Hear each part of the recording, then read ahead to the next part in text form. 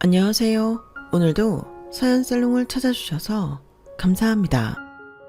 저는 이제 50대 중반의 여자입니다. 저에게는 딸만 둘이 있는데 첫째는 시집을 보낸 지 오래고 이제 벌써 둘째 딸의 결혼을 앞두고 있네요.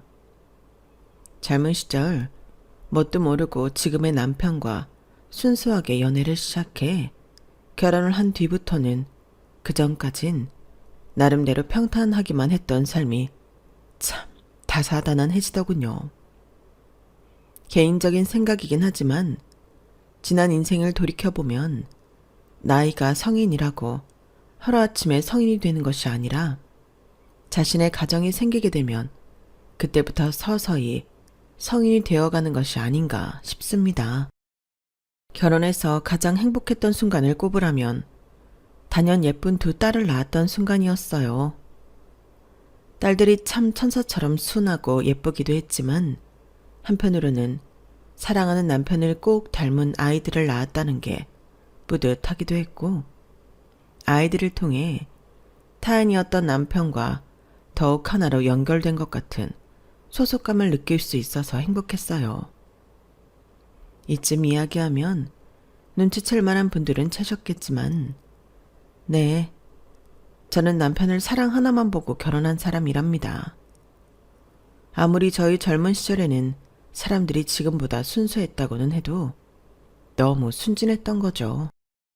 시댁이나 결혼을 다루는 TV 프로그램들을 보면 요즘은 젊은 여자들이 깍쟁이처럼 집안 따지고 조건 따지고 따지는 게 많다고들 이야기하지만 저는 요즘 사람들이 옛날과는 많이 달리 똑똑해져서 그런 거라고 생각해요. 저도 요즘 사람들 같은 가치관을 가지고 옛날로 돌아가라고 하면 지금의 남편을 선뜻 선택할 수 있을지 자신은 없지만 그래도 이번 생은 남편을 만나 뜨겁게 사랑할 수 있어서 후회 없다는 생각이 드네요. 남편이 아니었다면 평생 겪어본 일도 없었던 감정을 많이 겪으며 살았으니까요. 남편과는 대학생 때 종종 친구들의 견우로 나갔던 미팅에서 처음 만났어요. 그날 흐름상 남편과 커플이 되지 못했지만 사실 저는 남편에게 첫눈에 반했고 남편과 커플이 되고 싶었지만 어쩌다 보니 마음대로 되지는 않았네요. 그런데 다행히 남편도 상대보다는 저에게 관심이 있었고 그렇게 각자 커플이었던 사람들에게 양해를 구하고 저희는 본격적으로 만나게 됐어요. 누구보다 빠르게 사랑에 빠진 만큼 연애로 이어지는 속도도 빨랐고 그래서 전 사실 남편과 결혼까지 하게 될 줄은 상상도 못했어요. 이렇게 불타오르는 감정은 처음이었고 주변에선 다들 그런 사랑은 빨리 타오른 만큼 빨리 꺼진다고들 하더라고요. 그래서 처음에는 큰 기대 없이 마음이 이끌리는 대로 만났는데 웬걸? 남편은 첫인상이 전부가 아니라 만나면 만날수록 괜찮은 사람이었어요. 심성이 워낙에 착하고 다정했고 기본적으로 마음이 따뜻한 사람이었어요. 사실 이런 게 별것 아닌 것처럼 보일 수 있지만 살아보면 생각보다 이런 사람이 많지 않잖아요. 저에게 좋은 일이 있든 나쁜 일이 있든 항상 예쁜 말로 저를 응원하고 위로해주는 사람이라 함께하는 일상이 안정적이고 행복했어요. 그렇게 남편과 보내는 하루하루가 너무 좋다 보니 장기 연애로 이어졌고 둘 다 결혼할 나이가 되니 자연스럽게 혼담이 오가게 되었죠. 물론 연애를 오래 했기 때문에 각자 집안 환경에 대해서는 어느 정도 인지하고 있는 상태였어요. 남편은 위에 누나 하나, 형 하나 있는 집안의 막내였어요. 집안 형편은 그럭저럭 넉넉하게 사는 집이었지만 어머님께서 아들들에 대한 애착이 심한 편이었고 시누이도 어머님께 세뇌를 당해서인지 두 동생들에 대한 간섭이 좀 있는 편이었어요. 연애 때도 그걸 숨길 수가 없어서 가끔 예비 시누이가 선을 넘는 짓을 했던 적도 있었어요. 예를 들면 제가 남편과 사귄 지 1년이 좀 넘어갈 때쯤 남편과 데이트하러 나간 약속 장소에 남편이 처음 보는 여자와 함께 있더라고요. 저를 만나기로 한 장소에서 다른 여자와 친근하게 웃고 있는 남편을 보고 있으니 순간 기분이 묘해서 어쩔 줄 몰라 하고 있는데 그 여자와 눈이 마주쳤어요. 그런데 그 여자가 갑자기 남편 손을 깍지 껴서 잡더라고요. 남편이 바람을 피우나? 아주 짧은 순간 그런 생각이 들었지만 아무리 생각해도 그럴 사람이 아니었어요. 머릿속으로는 남편을 믿는다고 해도 제 눈앞에 보이는 장면이 워낙 충격적인지라 마음이 쿵 하고 내려앉았고 몸이 얼어붙더라고요. 그런데 남편이 갑자기 여자를 밀치고 뒤를 돌아보더라고요. 아, 진짜? 누나, 이런 거 하지 말라니까. 어? 윤선아, 왔어? 응, 오빠. 이분은 누구셔? 아, 우리 누나야, 친누나. 어머, 드디어 우리 막내 애인을 다 만나네. 한번 보여달라는데 죽어도 싫다고 해서. 얼굴이나 한번 볼까 하고 따라와 봤어. 너무 귀엽게 생겼다. 이제 누나 가. 얼굴 봤으니까 됐지? 가. 아, 왜? 좀만 더 이야기 나눠보고 싶은데. 나 같이 차 한 잔만 마시고 가도 될까? 내가 사줄게. 도대체 무슨 상황인지 이해는 안 가지만 저렇게 가기 싫다는 사람을 초면부터 내치기가 좀 못해서 어쩔 수 없이 고개를 끄덕였어요. 네, 그럼 차 한잔 해요. 다행히 그날은 데이트한다고 열심히 꾸미고 나간 날이라 망정이었지. 이렇게 예고도 없이 남자친구의 가족을 만나게 될 줄은 몰랐어서 너무 갑자기 긴장되고 마음이 불편하더라고요. 남편도 미안했는지 안절부절 못하는 느낌이었고요. 차라리 사람을 편하게 해주는 스타일이라도 됐으면 덜 했겠는데 예비 시누이는 그때도 사람을 꿰뚫어보려고 하는 듯이 저를 아주 빤히 쳐다봤어요. 그러면서 일일이 품평을 아끼지 않았죠. 와, 우리 승우가 이런 스타일도 다 만나네? 신기하다. 그동안은 연상만 만났거든. 그래서 내가 어찌나 걱정이 많았는지 몰라. 나보다 나이 많은 여자 만날까봐. 남자는 연하를 만나야지. 내가 우리 승우 짝으로 딱 원했던 스타일이네. 승우보다 어리고 좀 귀엽고 착한 스타일. 성격 순하다는 말 많이 듣죠? 아, 그런가? 그런 것 같기도 해요. 전공이 뭐예요? 부모님은 무슨 일 하시고? 아니, 내가 이렇게 첫 만남에 꼬치꼬치 묻는 건 정말 미안한데 아무리 물어봐도 승우가 안 알려줘서. 누나, 좀 그만하고 가. 나중에 때 되면 알려주겠다고 했잖아. 야, 네가 오래 사귈 여자면 나한테 당연히 어떤 여자인지 다 보고를 해야지. 두 사람 벌써 1년이나 사귀었다며. 그럼 앞으로 몇 년을 더 사귈지 모르는 건데 그걸 누나한테 말 안 하는 게 이상한 거야. 내가 누나한테 왜 그런 걸 일일이 말해야 되는데? 그만 좀 간섭해. 나도 누나가 어떤 사람 만나는지 다 몰라. 그건 네가 나한테 관심이 없는 거고. 신우이는 저에 대해 보이는 것은 하나하나 평가하면서 자신이 모르는 부분은 코치코치 캐묻더라고요. 무슨 면접이라도 보러 나온 기분이 들어서 유쾌하진 않더라고요. 중간중간 남편이 말리긴 했지만 대답을 하지 않고 넘어가면 나중에 더 피곤해질 것 같아서 그냥 있는 그대로 순순히 대답은 해줬어요.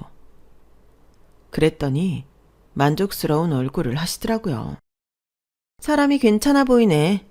역시 인상이 반 이상 간다니까. 너무 나만 물어본 것 같은데 혹시 나한테 궁금한 건 없어? 남편의 누나에 대해서는 종종 들었던 것들이 있어 크게 궁금한 점은 없었지만 딱 하나가 떠오르더라고요. 가게 앞에서 왜 손을 잡고 있었는지요. 그것 때문에 같이 있는 내내 그 장면만 떠올라서 더 마음이 불편했거든요. 원래도 동생들이랑 그렇게 손을 잡으세요? 응? 손? 무슨 소리냐며 질색하는 얼굴을 하길래 황당했는데 바로 생각해냈는지 혼자 자지러지게 웃기 시작하더군요. 아, 그거? 난 또 뭐라고? 내가 얘 손을 뭐하러 잡아? 그거 그냥 내가 테스트해본 거야. 네? 테스트요? 여자친구 성깔 테스트. 누가 봐도 바람 피는 것 같잖아. 그땐 어떻게 반응하는지를 딱 보면 사람 본성을 알 수가 있거든. 아, 저는 어떠셨는데요? 완전 합격이지.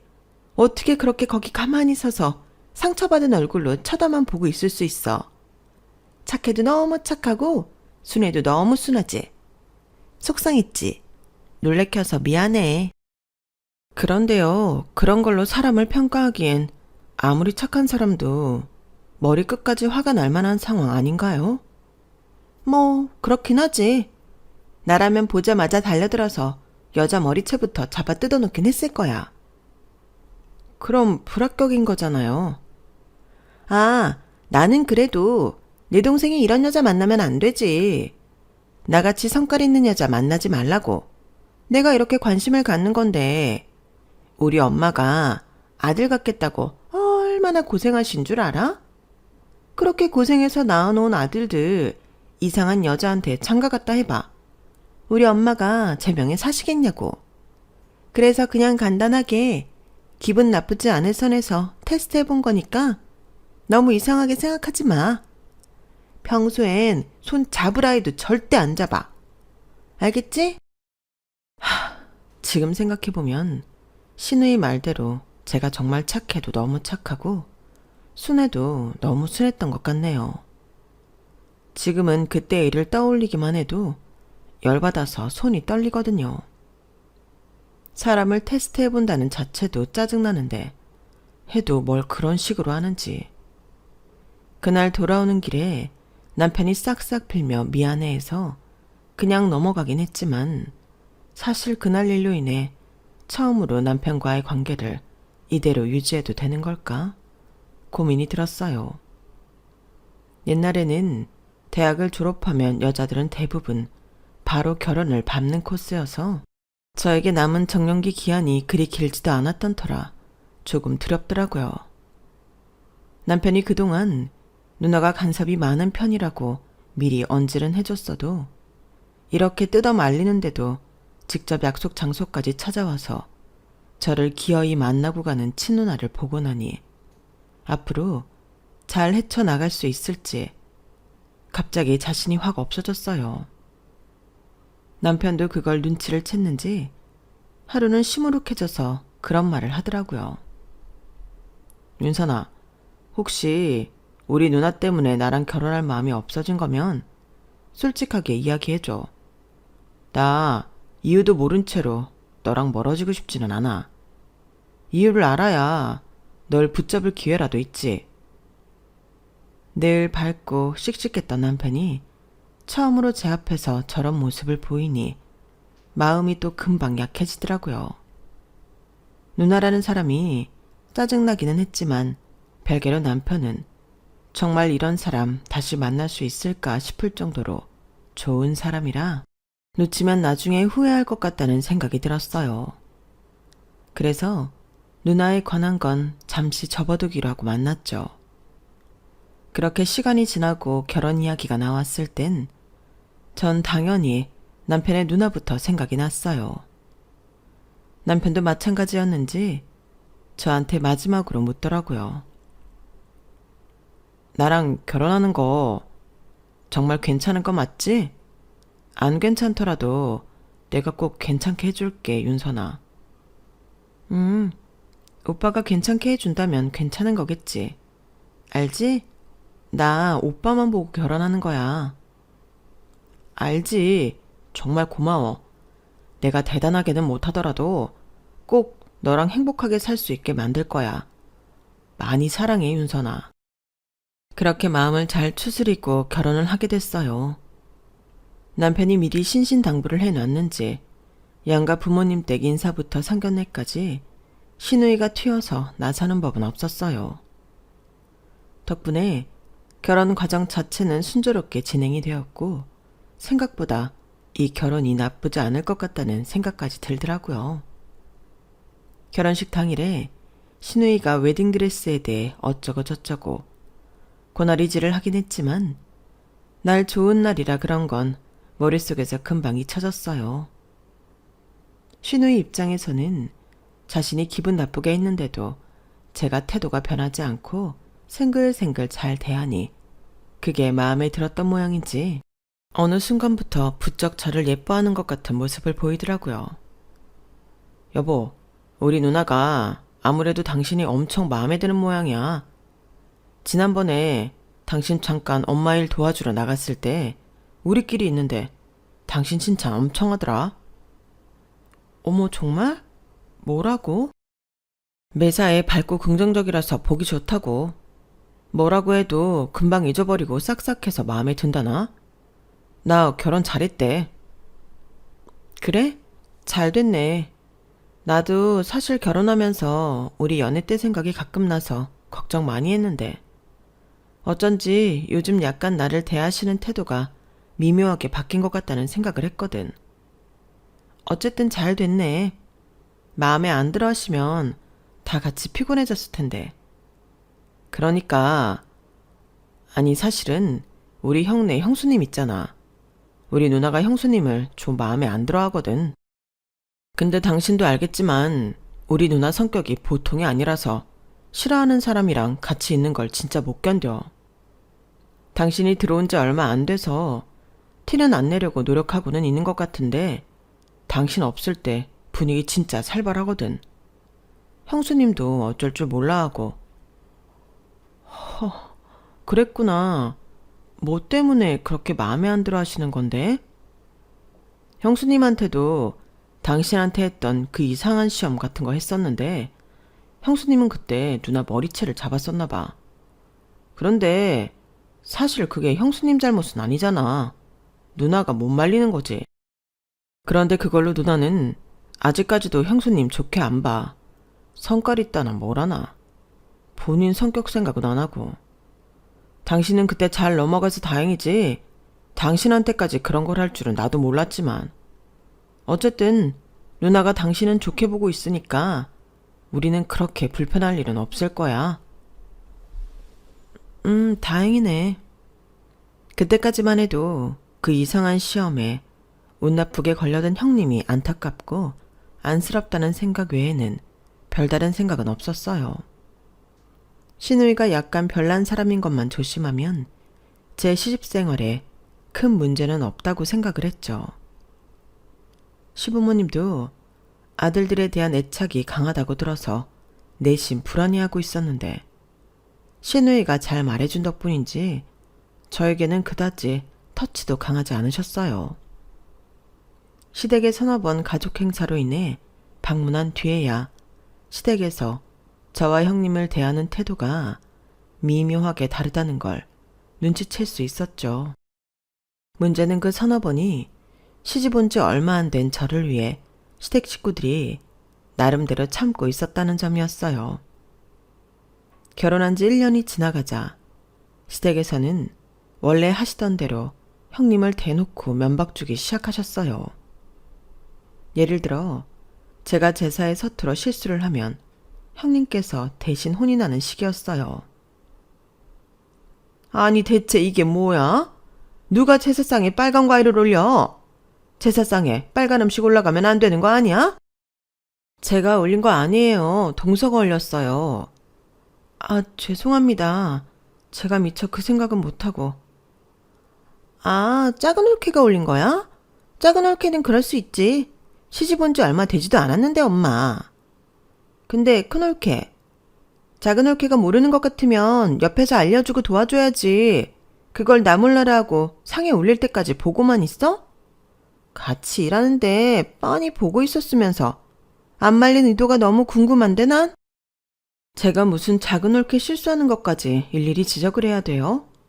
제가 안 나서도 알아서 잘 지적하시고 계신데 뭐가 문제예요? 뭐라고? 지금 말 다 했어? 그만하세요. 제 잘못인데 저 때문에 형님들께서 감정 상하실 일은 없잖아요. 제가 다음부터 유의할게요. 그러니까 그만들 하세요. 참나. 동서, 좀 잘 좀 해. 형님은 나만 보면 못 잡아먹어서 안달인데 이젠 하다하다 동서가 잘못한 것까지 나한테 뭐라고 하시잖아. 동서가 잘못하니까 욕먹는 건 나야. 알겠어? 네, 죄송합니다. 참나. 또 작은 홀키한테 저러네. 잘 모르면 가르쳐주면 되지. 왜 또 말을 그런 식으로 해? 형님이 맨날 저한테만 뭐라고 하시니까. 저 좀 그만 괴롭히세요. 두 사람은 매번 사소한 일로도 언성을 높이며 싸워대기 일쑤였고 시부모님도 못마땅해 하시긴 했지만 이런 일이 자주 있었던 모양인지 따로 나서서 중재하진 않으시더라고요. 남편에게 물어보니 아주버님 역시 몇 번 동서를 말렸지만 잘 되지 않아 그냥 둘이 싸움 붙기 시작하면 식구들은 언젠가부터 방관하는 분위기가 되었다고만 얘기해줬어요. 사실 두 분이 서로의 문제로 싸운 날에도 저도 그냥 피곤하니 한 발 물러나 있으면 됐지만 저로 인해 싸움이 붙었던 그날만큼은 도저히 모른 척하고 있기가 힘들더라고요. 그래서 그날만큼은 드물게 잔뜩 화가 나 있는 형님에게 가서 말을 걸었어요. 솔직히 제가 볼 땐 형님이 욱하는 성격이 있어서 신우이가 하는 말에 그냥 넘어갔어도 될 걸 못 넘겨서 일이 커지는 것도 있어 보였거든요. 형님, 앞으로 제가 잘못한 거 지적당할 때는 그냥 저한테 바로 넘겨주세요. 괜히 거기서 화내시면 싸움만 커지고 형님도 기분 더 나빠지고 좋을 거 없으시잖아요. 아니 동서, 내가 진짜 억울해서 그래. 동서는 이 집에 늦게 들어와서 잘 모르겠지만 이놈의 시댁 식구들은 뭐만 하면 날 못 잡아먹어서 안달이라니까. 동서도 요 몇 번 봐서 이제 슬슬 분위기 파악 될 거 아냐. 동서가 보기에도 좀 그래 보이지 않아? 나한테만 다들 너무 뭐라고 하는 거? 네, 제가 보기에도 그런 면이 없진 않은데요. 이럴 때일수록 그러려니 하고 넘기시는 게 좋을 것 같아요. 저는 사실 어쩌다 지적당하거나 혼나게 되더라도 우선 넘기잖아요. 그러면 시부모님도 그렇고 신우이도 그냥 분위기 가볍게 잘 넘기시더라고요. 형님도 좀 그렇게 해보시면 어떨까 해서요. 아, 모르는 소리 마. 그건 동서처럼 내가 쌓인 게 없을 때나 통하는 소리지. 나는 뭐 처음엔 동서처럼 안 그랬는 줄 알아? 근데 있잖아. 매번 동서처럼 대하면 사람 얼마나 우습고 만만하게 보는 줄 알아? 동서도 한번 겪어봐. 지금이야 뭐 동서가 이 집에 들어온 지 얼마 안 됐으니 화살이 다 날 향하는 모양인데 얼마 못 가서 동서도 알게 될 거야. 내가 그냥 못 넘어가는 이유가 뭔지.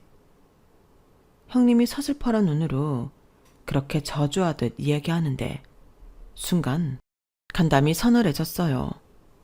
뭐 하나 잘못 걸리면 저도 본인처럼 될 거라는데 저는 아닐 거라는 근거가 어디에도 없었으니까요. 형님의 그 한마디 때문에 시댁에서 보내는 시간들은 저에겐 살얼음판을 내디딘 것만 같았어요. 그마저도 신우이가 형님을 하도 잡아서 저는 늘 이 집안에서 있는 듯 없는 듯한 존재로 지나가긴 했지만요. 그렇게 1, 2년 정도 흐르자 형님은 저에게 슬슬 하소연을 하기 시작했어요. 아니 동서, 나 진짜 너무 억울하다. 솔직히 말해서 난 동서나 나나 같은 며느리니까 이렇게 차별할 줄은 몰랐거든. 솔직히 동서가 나보다 그렇게 크게 잘난 거 있어?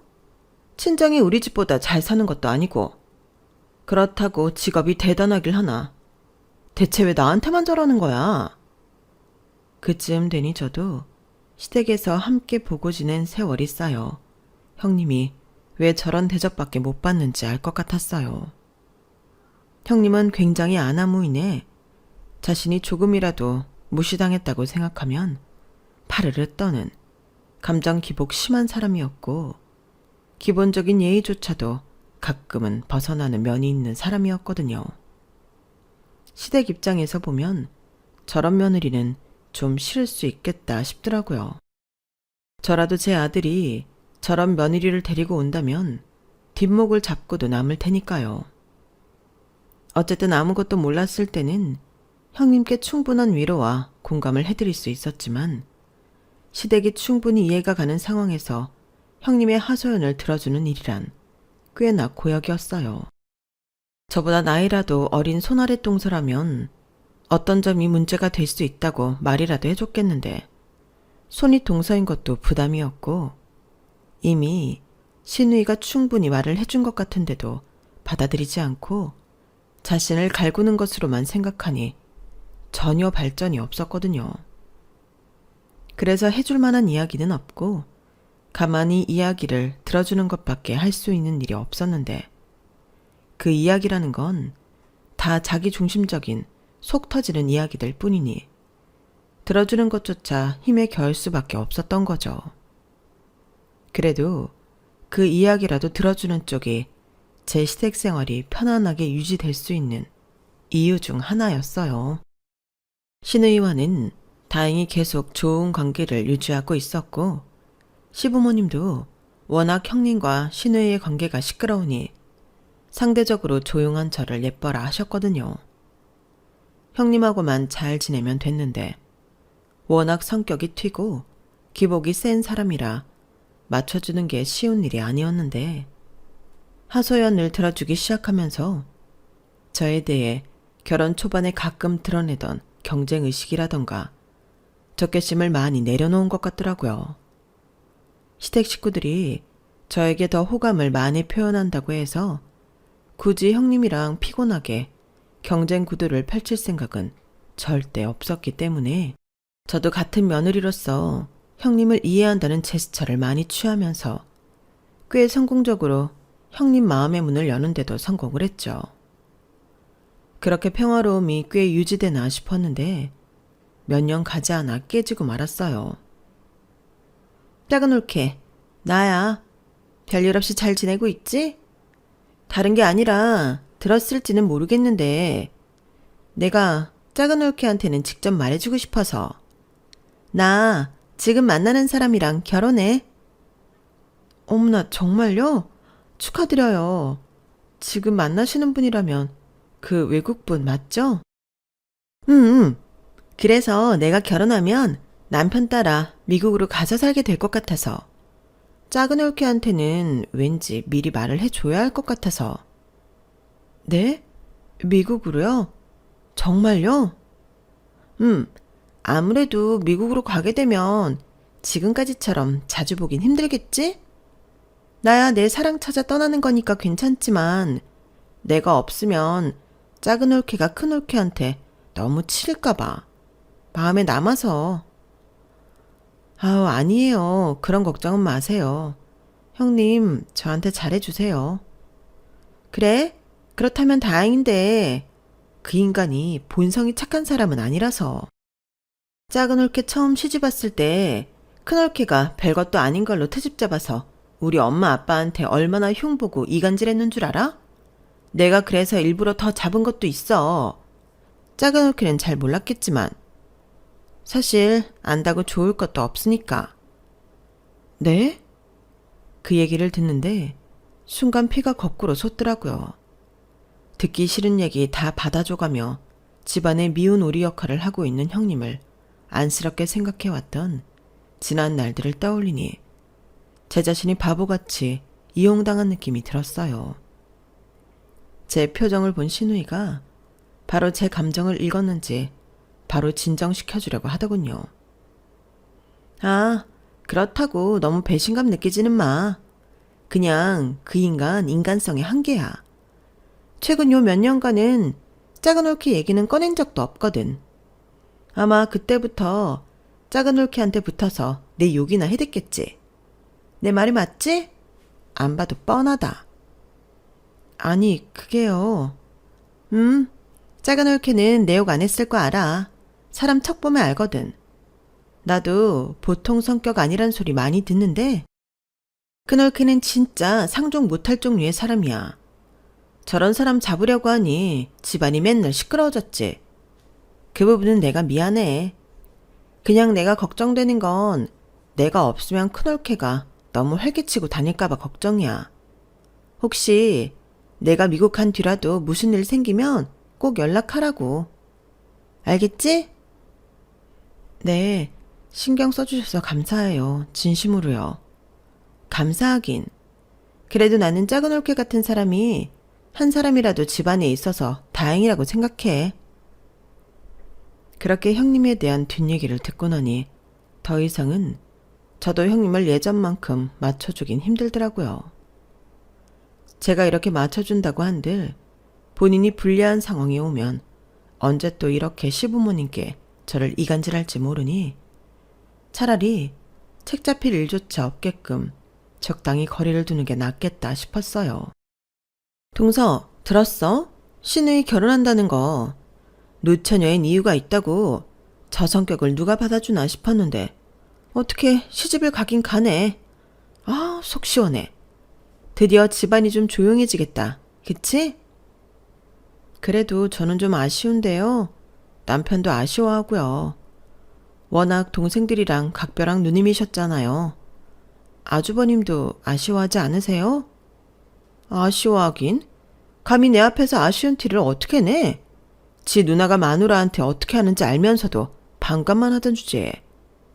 이제 눈에 가시 갔던 누나도 없는데 마누라 떠받들고 살 준비나 해야지. 그동안 당해왔던 거 다 갚아줘야지. 안 되겠어.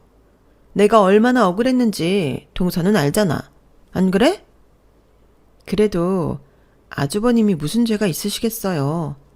아무래도 두 분 사이에서 중재하기 힘드셨을 텐데 아주버님한테 너무 뭐라고 하지 마세요. 뭐? 동서 오늘 좀 이상하다. 전에는 내 말 묵묵히 잘 만들어주더니 오늘은 왜 이렇게 나한테 감나라 배나라 하지? 신우이 이제 곧 간다고 뭔가 헷갈리는 모양인데 신우이가 없으면 그 바로 다음 서열이 나야. 동서가 아니라. 동서 뭐 시댁에서 예쁨 좀 받는다고 안 본 사이에 기세가 등등해진 거야? 네? 그런 건 아니에요. 갑자기 그게 무슨 말씀이세요? 그치? 동서도 이제 말 좀 가려가면서 하자. 어? 내가 그동안 시집살이 한다고 동서 기강을 잘 못 잡았어. 우리 서로 선 넘지 말자. 이때까지 잘해왔잖아. 네. 갑자기 돌변하다시피 변해버린 태도에 너무 기가 막히고 당황스러워서 사람이 벙찌더라고요. 순간 신우이가 왜 저를 염려했었는지 알 것 같은 쎄한 기분이 들었어요. 문성을 벌써부터 드러내니 저도 조심해야겠다는 생각이 확 들더라고요. 하지만 저 날뛰는 성격을 저 혼자 감당하기란 애초에 무리였어요. 아주버님조차 쩔쩔매는 사람을 제가 컨트롤할 수 있을 리가 없었죠. 신우이가 없으니 시부모님한테까지 쌩 난리를 치기 시작하더라고요. 어머님, 아버님, 이번에 동선의 집에 과일 박스 보내셨다면서요? 왜 자꾸 동선에만 챙기세요? 큰 며느리라고 그동안 구박 많이 하셨으면 큰 며느리 목도 챙겨주셔야죠. 저 그동안 형님 때문에 얼마나 스트레스 받았는데 어머님, 아버님이라도 저한테 잘해주셔야 하는 거 아니에요? 우리가 뭘 작은 집 애들만 챙겼다는 거냐? 지난번에는 너네 집에 한가 선물 좀 챙겨줬잖니. 작은 집 애들 못 챙겨준 게 미안해서 생각나서 보낸 건데 그걸 뭐라고 하면 어떡하라는 거니? 어? 시부모님도 매번 형님에게 시달리는 일이 잦으니 점점 자연스럽게 저희 집을 챙겨주는 일도 줄어들었고 집안끼리의 교류 자체가 희미해지더라고요. 그래도 상식이 안 통하는 사람과는 안 엮이는 게 제일이다 보니 암묵적으로 가족 간의 교류가 줄어드는 것에 대해서 큰 불만이나 트러블은 없었어요. 그렇게 알게 모르게 조용한 분열을 겪고 있던 중 청천벽력 같은 소리가 들려왔어요. 여보, 우리 아버지 검사 결과가 나왔는데 췌장은 말기라고 하시네. 뭐라고? 아버님 얼마 전에 뵀을 때만 해도 멀쩡하셨잖아. 검사 결과 제대로 나온 거 맞아? 우리도 믿기지 않았는데 찾아보니까 원래 췌장암은 이렇게 말기일 때까지 모르고 지나가는 사람들이 많은 모양이야. 세상에, 아무리 사람 일이 한치 앞을 모른다지만 어떻게 이런 일이... 시댁 식구들은 상심에 빠졌고 아버님은 살 날이 얼마 안 남으신 걸로 판정을 받아 입원 치료를 진행하기보다는 남은 시간 동안을 가족들과 시간을 보내는 걸로 결정을 내리셨어요. 그래도 집에서 병 수발을 해줄 인원은 필요했기에 저와 형님이 일정을 나눠서 형님과 바통 터치를 해주면 어떨까 의견이 나왔지만 형님께서는 단칼에 거절을 하시더라고요. 동서도 알겠지만 난 솔직히 내가 아버님 병간호를 왜 해드려야 하나 싶어. 아버님 나 은근 무시하고 미워하셨던 거 알지? 건강하실 때는 사람 그렇게 서운하게 해놓고 돌아가실 때 되니 내 도움을 필요로 하시는 건 좀... 내가 보기가 그래. 내키지도 않고. 동서도 생각해봐. 동서를 미워하던 사람을 간호하라면 동서는 하고 싶겠어? 그래도요, 형님. 아버님은 그렇다 쳐도 어머님은 혼자서 아버님 돌보시긴 너무 힘드실 거 아니에요. 형님이 안 오시면 아주버님이 오셔야 하는데 아주버님도 일 끝나고 오기가 힘드실 거고요. 자기 부모 일인데 힘든 게 내 알바야? 왜 남편이 할 일을 나한테 강요해? 동서도 혼자 하기 싫으니 나한테 일어나 본데. 아무리 설득해도 나는 그런 거 할 생각 없으니까 간호할 인원이 필요하면 그냥 병원 입원시키라 해. 참, 아무리 본인이 시댁에 쌓인 게 많다고 해도 살 날도 얼마 안 남았다는 어르신한테 너무하다 싶더라고요. 사실 여자들이 시댁에 잘하는 건 다 같이 사는 남편 봐서 하는 것도 있는데 아주버님의 입장에 대해서는 전혀 생각도 안 하는 것 같았어요. 그 또한 부부끼리 이야기해야 할 문제니 저의 설득은 그쯤 하고 빠졌어요. 솔직히 형님이 저렇게 나오시니 저라고 뭐 혼자 병간호 뒤집어 쓰게 생긴 이 상황이 뭐 그리 유쾌하기만 했겠어요. 하지만 아버님의 암 소식에 마음 아파하는 남편의 모습이나 개인적으로도 저를 예뻐해 주셨던 시부모님을 생각하면 마음이 좋지 않아 선뜻 저라도 병간호 보내드리겠다고 말씀을 드렸죠. 어머님은 눈물까지 흘리며 고마워하시더라고요. 내가 참 귀한 남의 집 딸한테 내 남편 병간호 도와달라는 게 참 미안하면서도 정말 고맙구나. 사실 나 때는 이런 게 당연한 건 줄 알았는데 큰며느리 보면 이런 게 또 당연한 게 아니구나 싶으면서 너한테는 한없이 미안하다. 아니에요, 어머님. 저도 어머님 힘드신 거 싫고 아버님 아프신 것도 마음 안 좋아서 그런 건데요. 당연히 해야죠. 저는 신경 쓰지 마시고 아버님만 신경 쓰세요. 제가 최대한 도와드릴게요. 그렇게 아버님의 암투병과 온 가족의 병간호가 시작되었어요. 평일에는 저와 남편 그리고 아주버님이 번갈아가며 시댁에 들렀는데 당연히 고정된 시간에 일을 하는 남편이나 아주버님보다는 제가 시댁에 머무르는 시간이나 빈도수가 훨씬 많았어요. 그렇게 평일에는 번갈아가며 어머님과 아버님을 살피고 필요한 것들도 사다 드리고 격주로 주말마다 다 같이 모여 두 분 바람도 쐬어드리며 시간을 보냈죠. 형님은 간호는 쏙 빠졌으면서 같이 시간 보내는 주말에는 어떻게 또 참석을 하더라고요. 형님, 안 오실 줄 알았는데 오셨네요. 아, 다들 고생하는 거 미안해 죽겠는데 이럴 때라도 와야지. 아버님이랑 추억도 많이 쌓고 해야 나도 후회가 없을 것 같아서. 참, 이게 뭐 좋은 일이라고 웃으면서 그렇게 말하는데 너무 뻔뻔해서 말도 안 나오더라고요. 온 식구들이 아버님에게부터 그렇게 지극정성을 쏟았는데도 아버님은 6개월 정도밖에는 더 못 사셨어요. 췌장암 말기 판정을 받은 순간부터 각오는 했어도 사실 판정부터 돌아가시기까지 너무 기간도 짧고 갑작스러운 이별이라 온 집안의 충격적인 분위기가 가시지 않았죠. 그 와중에도 장례식장에서 일을 하다 말고 형님이 제게 하는 소리가 정말 가관이더라고요. 그래도 말기암인데 반년 정도 사셨으면 많이 살다 가신 거지. 너무 오래 사셔도 식구들 고생만 시킨다는 걸 아버님은 아신 거야. 고맙게 여겨동서. 순간 화가 나서 미국에서 급하게 들어와 시름에 빠져있는 시누이에게 달려가 말을 전해주고 싶었지만 이런 날 소란을 일으키고 싶지 않아 허벅지 꾹 눌러가며 참았어요. 왜 그렇게 시댁에서 이 인간을 인간 취급 안 해줬는지 너무 알 것 같아서 진작 거리 두지 않은 제 자신이 너무 싫어질 정도더라고요. 어머님은 제가 병간호를 가는 동안 가족 모임에만 참석하고 병문안이나 병간호로는 절대 오지 않는 형님에 대해 이런 방구도 하지 않으셨어요. 아버님 때문에 신경 쓸 겨를이 없으셨을 수도 있고 처음부터 형님의 인간성을 파악하고 계셨으니 기대조차 안 하신 걸 수도 있었겠지만 워낙 내색을 안 하시는 분이라 어떤 생각으로 형님을 대하고 계신지는 파악이 잘 안 되더라고요.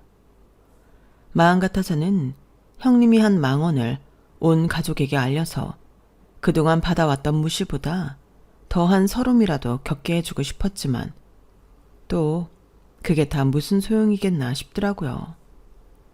한 차례 흥분됐던 감정이 진정되고 나니 역시 저 인간이랑은 상종을 안 하는 게 답이라는 똑같은 결론이 나서 최대한 피해 다니기 바빴어요. 어수선한 분위기 속에 장례식이 끝나고 저와 남편은 어머님을 자주 찾아뵈었어요. 두 분이 사시던 집에 혼자 남은 기분은 상상만 해도 외롭고 끔찍한 기분일 것 같아서 신경이 많이 쓰이더라고요. 아버님이 살아계셨을 때처럼 주말마다 시간을 내서 방문해서 식사라도 같이 하고 손주들도 보여드리고 하면서 어머님이 사별로 인한 우울감을 잠시라도 잊으실 수 있게끔 노력했어요. 남편도 제가 어머님을 많이 신경 쓰고 있다는 걸 알아서인지 고마워하더군요. 여보, 정말 고마워. 주변에 이야기 들어보면 정말 당신 같은 여자가 없는 것 같아. 당신이 이렇게 해준 만큼 나도 더 장인 장모님한테 잘해드리고 싶고 그래. 우리 누나도 예전엔 별나다고 생각했는데 지금 보니 사람 잘 보는 게 맞는 것 같네. 그렇게 위기를 겪으면서 남편과의 관계도 더욱 돈독해졌기에 몸은 힘들지만 마음만은 풍족하더라고요. 그렇게 1년쯤 지났을 때였을까요?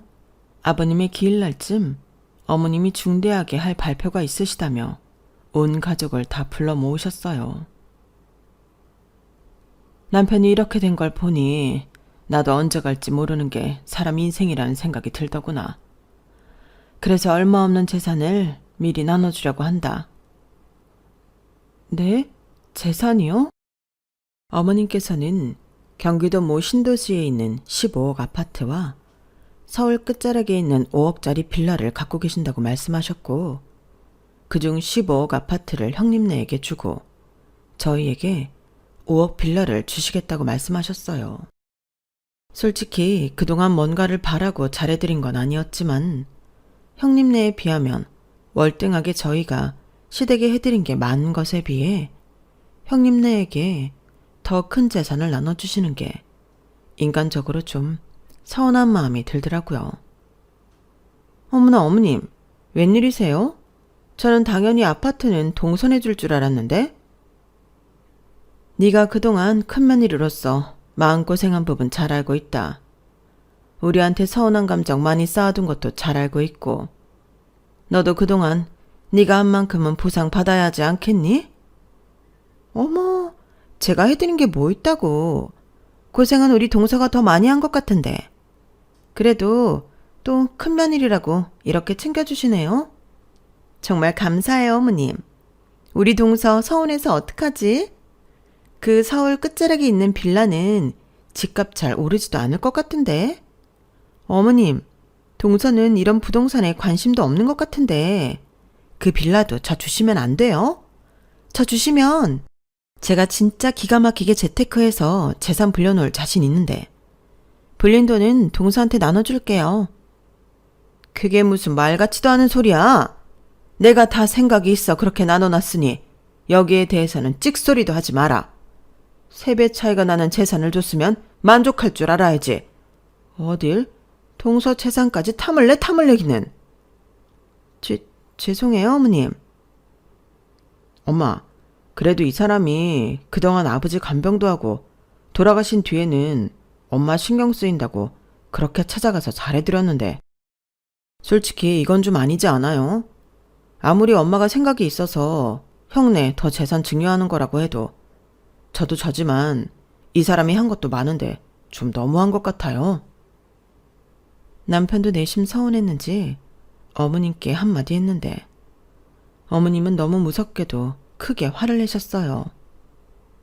다들 조용히 해라. 내 재산 내 마음대로 나눠주겠다는데 왜 자식 새끼들이 일이 많들이 많아? 어머님이 화를 내시는 중에도 형님은 저를 보면서 씩 웃으시더라고요. 아우, 고생한 우리 동서만 불쌍해서 어떡해. 이래서 시집을 가도 장남한테 가야 된다는 말이 괜히 있는 게 아닌데. 별. 순간 짜증이 확 나고 서러운 마음에 집에 와서 괜히 펑펑 울기도 했네요. 뭘 바라고 한 건 아니었지만 제 성의를 이렇게밖에 인정받지 못하는 것 같은 기분에 눈물이 왈칵 쏟아졌어요. 여보, 내가 미안해. 우리 엄마가 저런 거에 워낙 둔감하셔서. 대신 내가 앞으로 더 잘할게. 응? 남편의 진심 어린 사과와 위로 덕분에 그래도 금방 마음을 회복할 수 있었어요. 재산을 받으려고 했던 게 아니니 금방 훌훌 털어내려고 노력을 했죠. 그런데 정말 사람 일은 한 치 앞도 모른다고 하더니 그로부터 2년 뒤쯤 의외의 소식을 듣게 됐어요. 여보, 그거 들었어? 형네 증여받았던 아파트 앞으로 고압 송전탑이 들어서는 모양이야. 뭐라고? 그럼 거기서 어떻게 살아? 애들도 있는데. 그래서 그 아파트 살던 사람들 다 이사하고 난리가 났다나 봐. 형네도 이사가고 새 주려고 생각은 하고 있다는데 들어오려는 사람이 없어서 문제라고 하는 것 같아. 집값도 계속 떨어지고 있고. 세상에 큰일이네. 좀 찾아보니 2년 전부터 그 부근에 송전탑이 들어서니 많이 인터넷에서는 의견이 분분했던 모양이더라고요. 그 시점에 이미 저희가 받았던 빌라는 재개발이 확정이 되어 집값이 뛰고 있는 상황이었고요.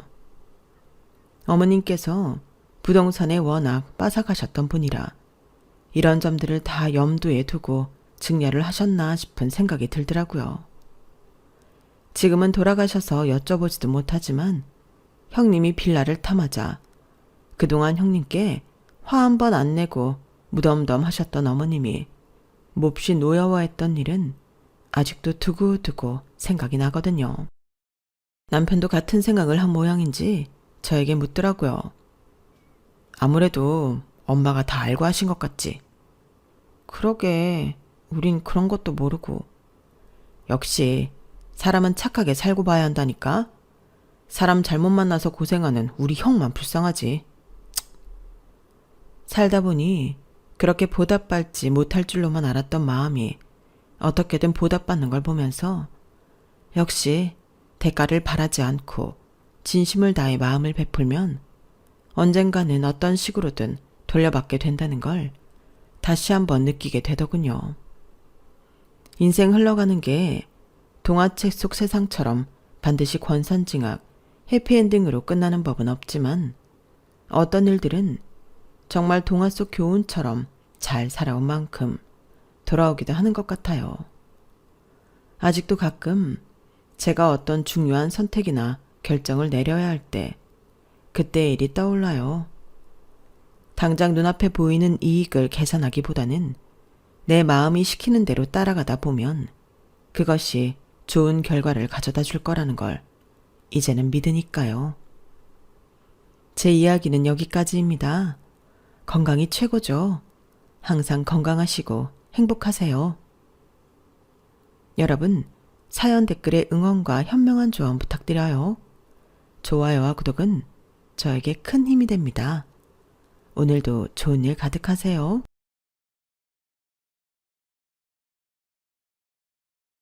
안녕하세요. 오늘도 사연 살롱을 찾아주셔서 감사합니다. 얼마 전 올림픽 경기를 보다가 느꼈어요.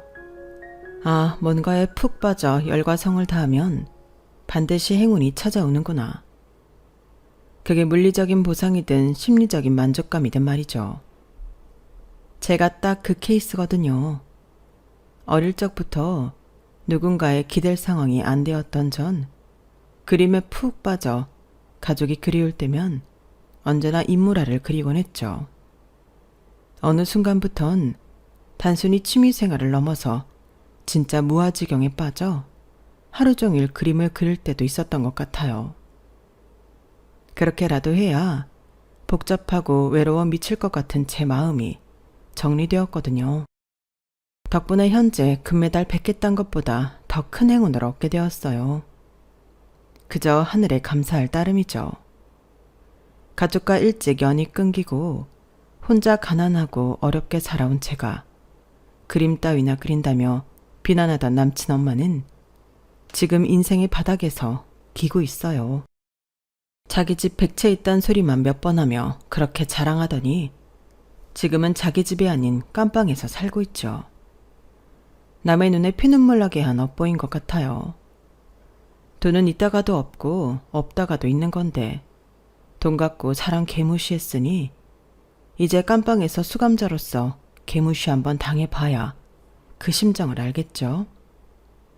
남친 엄마가 깜빵에 갔는데 왜 쌤통이라 생각하냐고요. 제가 그 여자한테 하도 당한 게 많아서 그래요. 자기 아들하고 만나는 게 그리도 싫었으면 그냥 말 한마디만 하면 알아서 헤어져 줬을 텐데 왜 그렇게 욕지거리를 하며 깽판을 부렸는지, 남의 맘을 왜 그리도 모질게 후벼 팠는지 정말 악독한 여자였죠. 이쯤 되니 아직 젊은 제가 얼마나 힘들게 살아왔는지 궁금하시죠? 제 삶을 사연살롱 여러분께 쫙 펼쳐 보일게요. 기나긴 고난 끝에 얻은 커다란 행운의 기운을 사연살롱 구독자분들께서도 좀 받아가셨으면 좋겠어요. 물론 거기까지 가기 위해 전 엄청나게 힘든 눈물의 세월을 보냈지만요. 지금부터 이야기를 시작해 볼게요. 왜 예전엔 불우이웃이라는 단어를 참 많이 썼잖아요. 그 불우하다는 이웃이 바로 저희 가정을 일컫는 말 같아요. 전 망나니 아빠 때문에 가족끼리 따뜻한 밥상을 함께한 기억이 단 한 번도 없었죠. 그놈의 술이 뭔지, 지금도 술골 애들 보면 왜 자기 명을 스스로 단축하지 못해서 안달인지 이해할 수 없어요.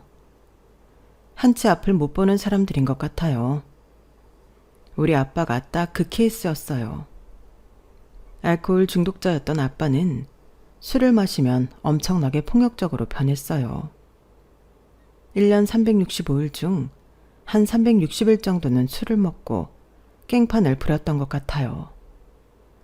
차라리 밖에서 깽판을 부렸다면 경찰이 잡아가기라도 할 텐데 꼭 집에 와서 엄마를 때리고 욕하고 집안 집기 다 부수며 술주정을 부렸죠. 다만 딸인 저에게는 그래도 행패를 부리진 않았던 것 같아요. 술에서 깨면 외동딸인 제게 잘해주기도 했고요. 어쨌든 아빠는 제 기억 속에 진짜 못난 사람으로 각인돼 있었죠. 전 그때 기억 때문에 여전히 맥주 한 잔도 입에 안 댄답니다. 아주 술이라면 어렸을 때부터 이 골이 났거든요. 엄마와 제가 112 경찰에 신고를 해봐도 그때 당시에는 부부싸움 정도로 치부하고 그냥 가더군요. 아빠한테 아재요, 술 좀 그만 자셔요 하고 충고 정도 하고 돌아설 뿐이었죠. 주위 사람 모두 아무런 도움이 되지 않았어요. 늘 얼굴이며 몸에 멍자국이 가시지 않았던 엄마는 더 이상 못 참겠는지 야반도주하듯 집을 뛰쳐나고 말았어요. 전 아직 초등학교 취학 전이었는데 잠기가 밝았기에 엄마가 사부작사부작 짐을 싸는 걸 알아챘던 것 같아요. 엄마, 어디가? 방울아, 우리 딸 정말 미안해. 지금은 엄마가 돈도 없고 가진 게 없어서 못 데려가지만 빠른 시일 내에 돈 모아서 우리 딸 데려갈게. 조금만 기다려줘. 네 아빠가 그래도 너한테만큼은 잘해주는 편이니 아빠랑 조금만 살고 있어. 엄마가 꼭 찾으러 올게. 미안해. 사랑해 우리 딸. 비몽사몽간이었고 너무 어렸던 저는 그게 무슨 말인지도 모르고 그냥 다시 잠들었어요. 꿈의 한 장면쯤으로 생각했던 것 같아요. 하지만 엄마가 떠난 건 뼈아픈 현실이었죠. 그 다음 날부터 술독에 빠져 살았던 아빠와 저 둘만이 생활해야 했으니까요. 요리와 청소, 빨래 등을 해주며 날 안아주던 따뜻했던 엄마는 하루아침에 사라지고 말았어요. 아무리 울고불고 해봤자 엄마는 돌아오지 않았죠.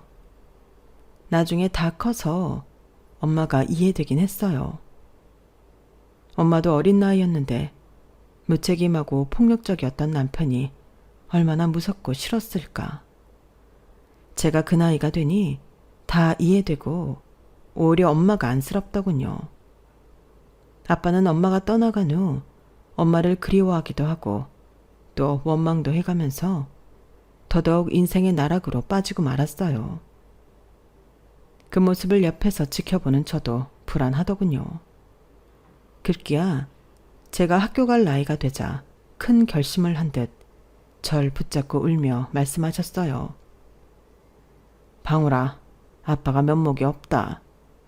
이제 술 끊고 열심히 살아보려고 해.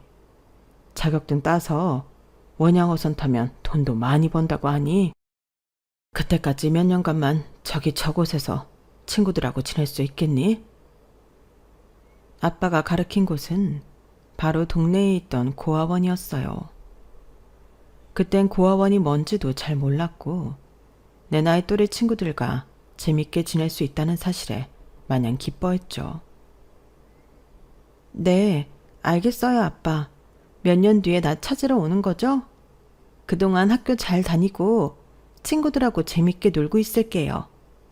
야호! 아빠가 그놈의 지긋지긋한 술을 끊고 열심히 산다고 하니 어린 맘에도 참 좋더라고요. 몇 년 후 아빠를 만나서 정상적으로 행복하게 살 꿈을 꾸며 전 고아원에서 잘 생활하고 있었어요. 하지만 끔찍한 비보가 그리 멀지 않은 시기에 들리더군요. 고아원 원장님께서 절 부르셨죠. 방울아, 너무 놀라지 말고 들어. 너희 아빠가 타신 배가 뒤집혀서 거기 있는 선원들이 많이 죽는 사고가 일어나고 말았어. 너희 아빠도 그중 한 분이야. 구조했을 당시 이미 돌아가셨다는구나. 방울아, 너무 슬퍼하지 말고 여기서 원장님이랑 친구들이랑 열심히 생활하자꾸나. 너도 크면 알겠지만 살다 보면 별일이 다 있는 거야. 세상은 한치 앞을 모르는 거거든. 초등학교 저학년이었던 저는 아빠가 돌아가셨다는 말에 큰 충격을 받고는 한 달 정도는 말도 안 하고 방 안에만 우두커니 혼자 앉아 있었던 것 같아요. 그때 다시 힘을 얻을 수 있었던 건 바로 제가 보물처럼 간직하고 있던 엄마의 사진이었죠. 아빠가 돌아가셨다는데 엄마가 그리도 보고 싶더군요. 원래부터 아빠에 대한 정이 그리 많지 않아서였는지도 모르겠어요. 엄마가 한 번만 날 꽉 껴안아주면 내 마음이 다 치유될 것만 같았어요. 하지만 엄마는 연락이 닿지 않았으니 제 공허한 마음은 채워지지 않았죠. 그때 방 한쪽 구석에 다 부러진 크레파스와 도화지가 보였어요.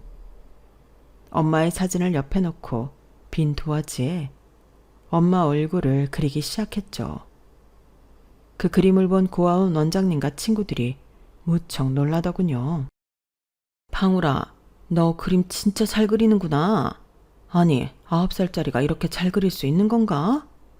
이거 고아원 벽에 전시해놔야겠다. 마침 비핵자도 있으니 말이야. 살면서 무언가 잘한다는 칭찬을 거의 처음 들어본 것 같았어요. 심장이 쿵쾅쿵쾅 뛸 정도로 묘한 기분이었죠.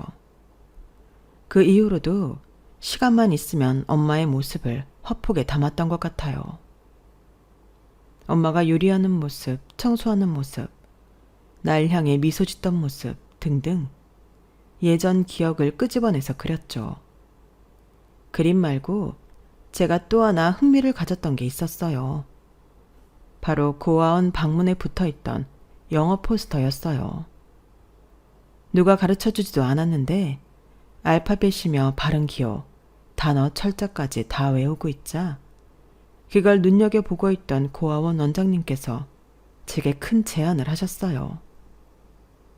방울아, 누가 가르쳐주지도 않았는데 영어를 이렇게 잘하는 걸 보니 네가 그림뿐 아니라 언어에도 소질이 있구나. 교육 쪽에 종사하는 미국인 부부가 있는데 우리나라 아이를 입양하고 싶다는구나. 미국에서 미술 교육도 받으며 큰 꿈을 펼쳐본 게 어떻겠니? 미국이요? 미국이 어디 있는데요? 차 타고 가면 얼마나 걸리는데요? 차로는 갈 수 없고 비행기 타고 슝 날아서 가야 하는 먼 곳이야. 이번에 양어머니 양아버지께서 한국으로 방문하신다고 하니 내가 널 적극적으로 소개시켜 줄게. 알았지? 전 고아원 원장님이 시키는 대로 입양하려는 미국인 부부를 보며 방긋방긋 웃었어요. 제가 아는 서툰 영어를 해보기도 했고요. 그런 제가 귀여웠는지 전 그들에 의해 선택이 되어졌고 미국으로 향하게 되었죠. 단순히 영어 포스터에 관심을 보였다는 이유만으로 입양아로 선택된 저는 처음에 꿈에 부풀어서 가게 되었죠. 하지만 제 예상과는 달리 제가 직접 봤던 미국 풍경은 공항, 집, 그리고 병원 정도였어요. 그 흔한 공원 한번 나가지 못했죠. 인자한 줄만 알았던 양부모님들은 서로 피 터지게 싸우더군요. Why? Why? 이 단어만 알아들었어요. 아마 서로 날 왜 입양했냐며 싸웠던 것 같아요. 그도 그럴 것이 제가 미국으로 건너가 병원에서 건강검진을 받아봤더니 심장에 조그만 구멍이 있다고 나왔대요. 그 사실도 나중에 한국에 돌아와서 알았죠. 어쨌든 그 조그만 구멍으로 인해 전 바로 파양되어서 다시 한국행 비행기에 몸을 실어야 했어요. 그렇게 저의 아메리칸 드림은 허무하게 끝나고 말았죠. 근데 지금 생각해보면 천만 다행인 것 같아요. 미국에서 계속 눌러 앉았다면 한국에서의 모든 인연이 끊어져 버렸을 테니까요. 그렇게 머쓱하게 다시 한국으로 돌아와 일상생활을 시작했죠. 다시금 평온해진 것 같아서 오히려 좋더군요.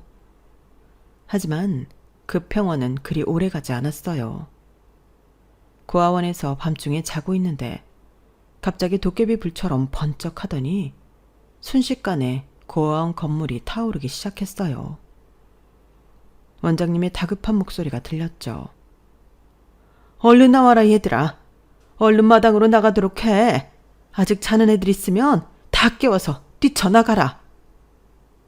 저도 얼떨결에 마당으로 나가려다 다시 제 짐이 있는 사물함으로 갔어요. 방울아, 지금 뭐 하는 거야? 얼른 나오지 않고. 거길 왜 다시 기어들어가? 원장님, 저 엄마 사진을 놓고 왔어요. 지금 안 갖고 나오면 불타버리잖아요. 안 돼요, 그건. 저도 다급하게 소리치며 다시금 불타는 방에 들어가 엄마 사진을 갖고 뛰쳐나왔어요. 나오다가 발을 헛디뎌 넘어지고 말았고 엄마 사진의 3분의 1이 불타고 제 팔에도 화상을 크게 입는 사고가 나고 말았죠.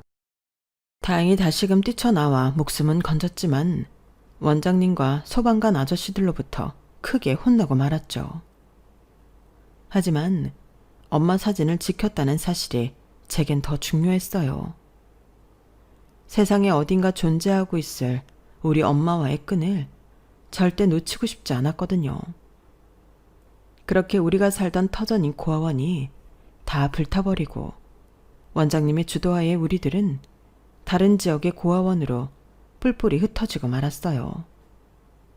마치 가족들과 헤어지는 것 같아서 우리 원생들은 다 목 놓아 울었죠. 전 서울의 한 고아원으로 옮겨지게 되었어요. 새로운 시설이 낯설어 멀뚱멀뚱거리고 있는데 저보다 좀 커 보이는 남자아이가 제게 말을 걸더군요. 너 아직 초등학생이니? 난 중학생이니까 나한테 오빠라고 해. 내 이름은 이현준이야.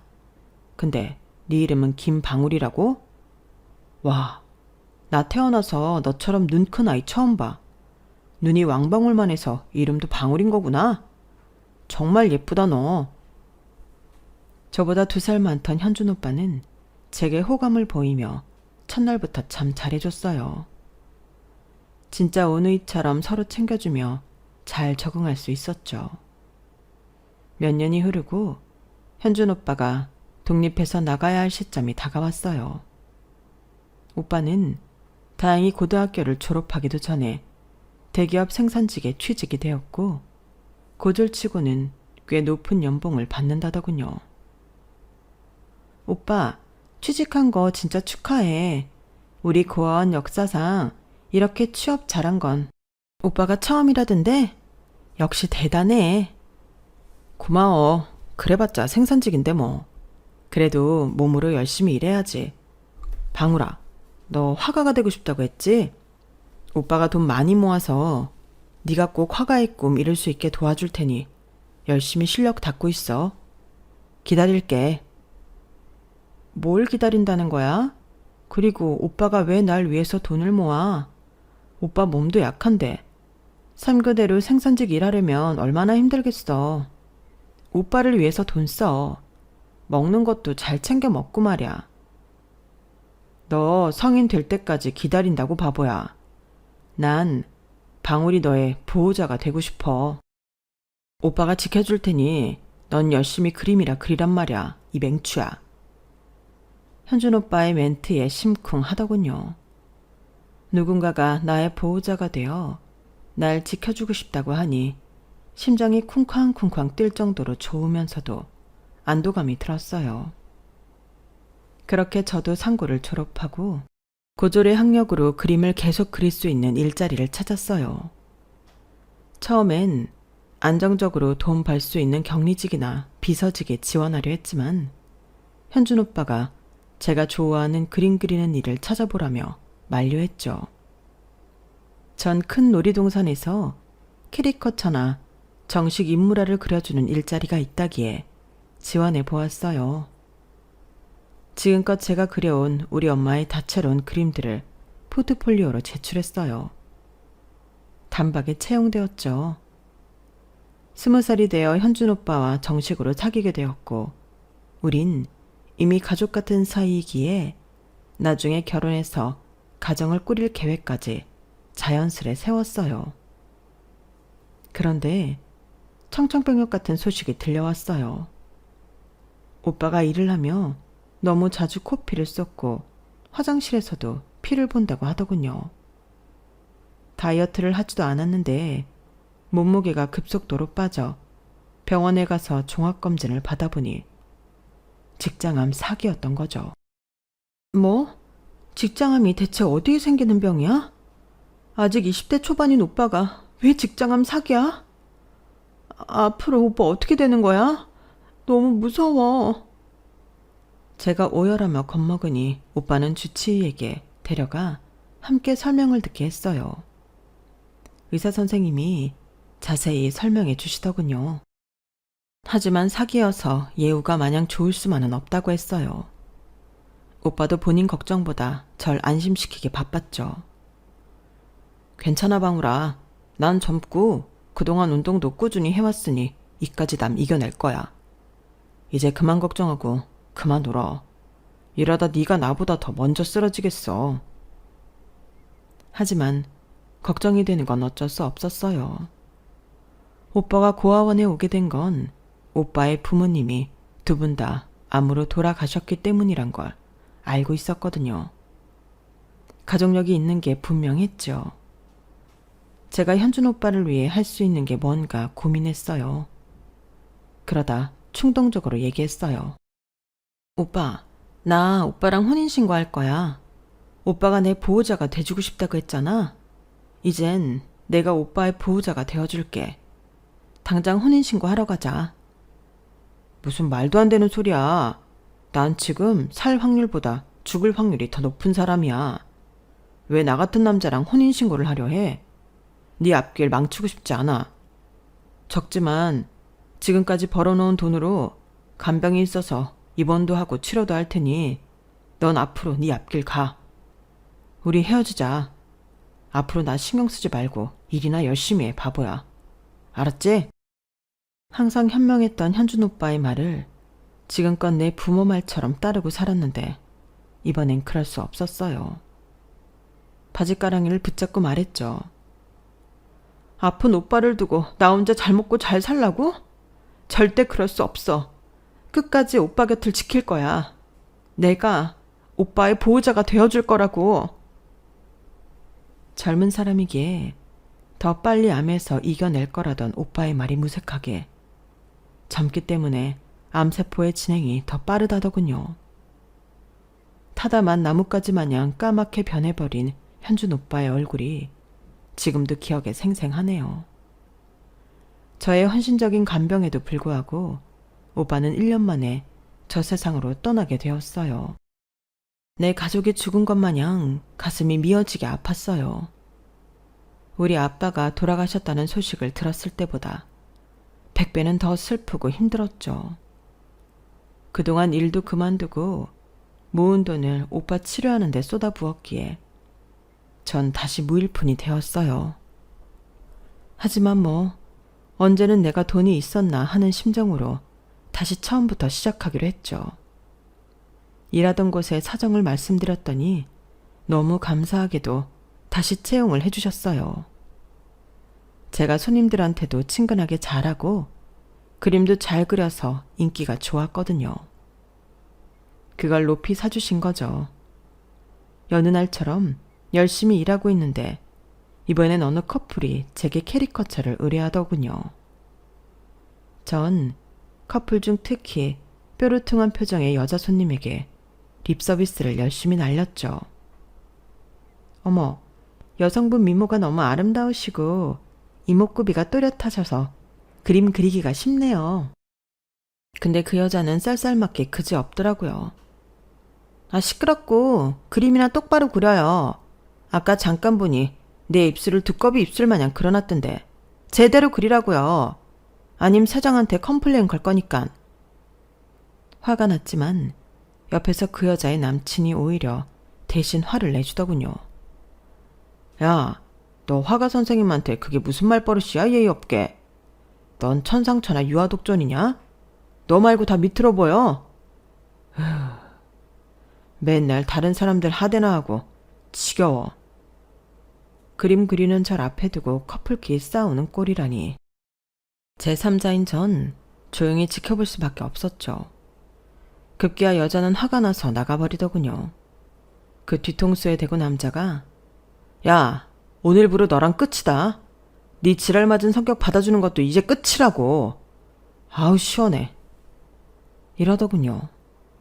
제 눈앞에서 결발한 남자는 저를 화가 선생님이라고 칭하며 굽신거렸어요. 아유, 화가 선생님. 영업하시는데 난리쳐서 죄송합니다. 그림 가격은 다 지불할게요. 근데 정말 그림은 잘 그리시네요. 뒤에 기다리는 손님이 없으니 그럼 제 개인 초상화도 하나 그려주시겠어요? 그림 2장 값 다 지불할게요. 무슨 두 얼굴의 사나이도 아니고 방금 결발한 본인 여친한테는 고래고래 소리를 지르더니 저한테는 엄청나게 상냥하게 굴더군요. 돈을 지불한다니 그림을 원하는 대로 다 그려줬죠. 이럴 수가. 진짜 제 얼굴하고 똑같네요. 무슨 사진 찍은 것 같아요. 혹시 선생님 전화번호 좀 알 수 있을까요? 저요? 제 전화번호는 왜요? 혹시 무슨 컴플레인이라도 하시려는 건가요? 아니요. 그냥 알고 싶어서요. 오늘 제가 여자친구랑 헤어지면서 너무 추태부려서 죄송해서요. 식사라도 대접하고 싶어서요. 내 남자친구가 암으로 죽은 지 얼마 되지도 않았는데 딴 남자랑 괜히 엮이고 싶지 않아서 전화번호 요청을 거절했어요. 그러니 그 남자는 정말 끈질기게 계속 찾아오더군요. 안녕하세요, 화가 선생님. 이건 제 어릴 적 사진인데 이걸 그림으로 그려주실 수 있을까요? 기념이 될 것 같아서요. 자기 어릴 적 사진, 자기 가족 사진, 별별 사진을 다 갖고 와서 그림으로 그려달라면서 비용을 지불하더군요. 10번째가 안 넘어가는 사람 없다더니 정말 한 10번쯤 찾아와서 10장의 그림을 받아가는 글을 보고 뭔가 측은한 마음도 들어서 전화번호를 알려주었죠. 그 이후로 우린 하루에 카톡과 전화 수통을 하며 급속도로 가까워졌어요. 약사인 그 남자의 이름은 김현준. 제 첫 번째 남친의 이름은 이현준이었으니 이름이 같았어요. 그래서 더욱 인연이라고 느꼈던 것 같아요. 저 혼자 혹시 암으로 떠난 현준 오빠가 하늘에서 내려준 인연이 아닐까? 라고 생각하기도 했었죠. 제가 살아온 과거를 모두 다 그에게 털어놓았고 그도 본인이 열심히 공부해서 약사 자격증을 따고 홀어머니가 어떻게 살아가시는지 등등 털어놓았죠. 남자 대 여자로 사귀게 되면서 그는 제가 놀이동산에서 캐리커처 그려주며 저의 재능을 썩히는 걸 좀 안타까워했어요. 방울아, 미술학원에서 아이들 가르치는 걸 해보면 어떨까? 잘은 모르지만 자기 실력 정도면 홍대 미대생들보다 훨씬 잘 그리는 것 같은데? 미술학원에서 강사 자리라도 얻으려면 대학교 학위가 있어야 하는데 난 고졸이니 받아주지 않을 거야. 어느 날인가 남친이 카톡으로 링크를 하나 보내더군요. 링크를 따라 들어가니 미술하는 청년들을 1년간 후원해주고 1년 후 전시회까지 열어주는 지원 사업이 있더군요. 방울아, 이거 학위 없어도 된대. 밑져야 본전이니까 포트폴리오 하나 넣어봐. 전 남친의 말대로 제가 그렸던 다양한 포트폴리오들로 지원을 해봤고 결과는 합격이었어요. 자기야, 정말 고마워. 나 1년씩이나 후원받으며 그림 그릴 수 있게 되었어. 1년 후에 전시회에 내 그림 걸고 정식 화가로 활동할 수 있대. 다 자기 덕분이야. 그렇게 오후까지 놀이동산 일을 하고 저녁부터 거의 새벽이 다 되도록 저의 주 전공인 인물화를 그렸어요. 금전적인 후원도 뒷받침되고 그림 그릴 장소까지 제공되니 더할 나위 없이 좋은 조건이었죠. 피곤한 줄도 모르고 그림에 푹 빠져 사는 나날이었어요. 물론 주말엔 남친과 맛집 찾아다니며 열심히 데이트도 했죠. 남친과 카톡과 전화통화도 여전히 많이 하면서 말이죠. 그런데 어느 날 남친이 전화를 해왔어요. 기쁜 마음으로 받았다가 웬 쌍욕 폭탄을 먹었죠. 야 이년아, 네가 김방울인가 은방울인가 하는 년이냐? 아우, 내가 우리 아들하고 너 사이에 오간 카톡 수개월치를 보다 눈이 빠지는 줄 알았다. 아우, 혈압이야. 카톡 내용 보아하니?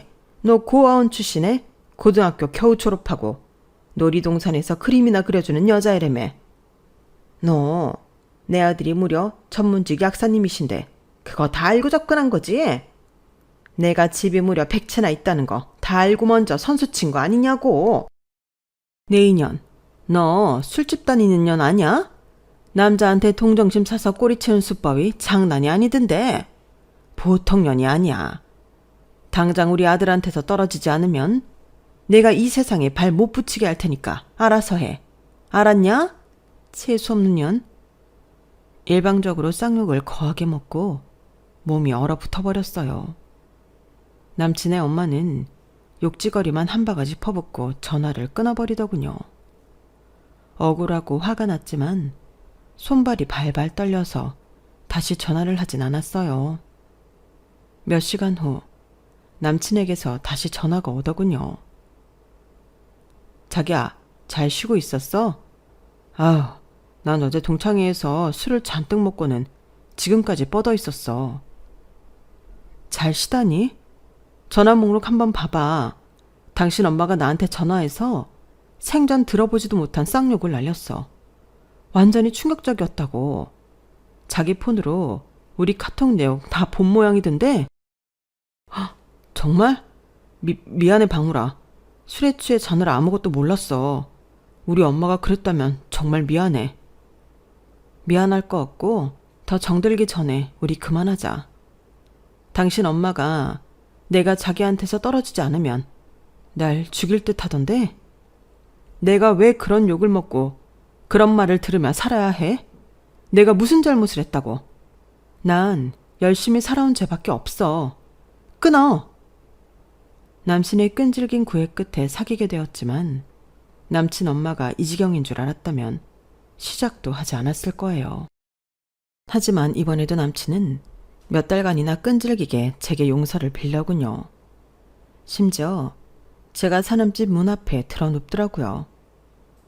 나랑 다시 만나주지 않을 거면 그냥 날 밟아. 날 밟아 죽이라고. 됐어. 벌써 6개월이나 지났는데 여전히 쫓아다닐 거야?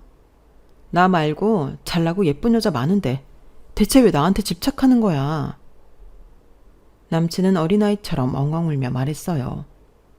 우리 딱 일주일만 같이 섬으로 도망치자. 약국에도 다 말해놨어. 그곳에서 같이 지내면서 대화로 좀 풀자고. 어? 당연히 거절했지만 남친이 그 밤에 동네가 떠나가도록 오열하는 통에 남친이 정해놓은 여행지로 여행을 떠나 대화로 잘 헤어지기로 마음먹고 떠났어요. 숙소에 도착해서 짐을 풀고 한숨 돌리고 있는데 똑똑 누군가 문을 두드리더군요.